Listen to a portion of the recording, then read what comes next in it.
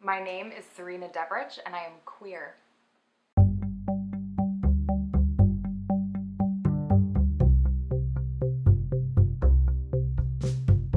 The first Pride event that I went to was in San Francisco, and it was Pink Saturday. There's a giant pink triangle in the Castro. So it's the first Pride I went to. I just thought it was a parade. I didn't realize that it was a day of sitting around, being surrounded by people just enjoying a beautiful day and celebrating who they were as people. At that point, I was young. I was probably 18, 19. So the only queer people I knew were my age. Sitting in the park, I was surrounded by such a diversity of people, and I watched a pair of older women who were dressed as giant breasts. Each one was a breast, walking around and having the best time. I just remembered looking at them and thinking like, wow, you can do whatever the fuck you want.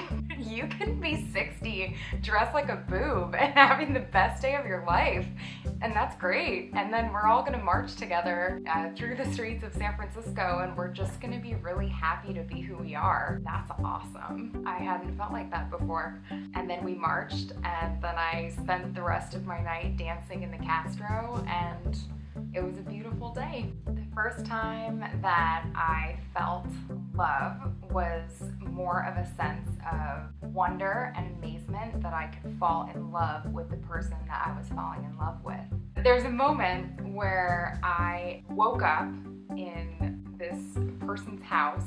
The light is shining perfectly through a window, and someone in the other room starts playing classical guitar. We wake up and we're looking at each other. We'd spent the whole day before talking about what we wanted out of relationships and life and the people that we wanted to bring into our lives. We woke up staring at each other with classical guitar playing, and we both realized that we were in love.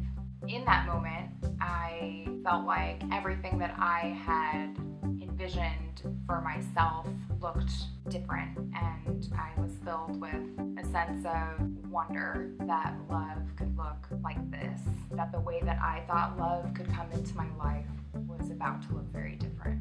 It's not that I didn't think that I could fall in love with a woman, it's that I didn't think that I was going to fall in love with this woman. I remember a feeling of like real bliss that my ideas about myself and ideas about love were becoming something different, and that I could learn and grow in that way, and that was really cool for me.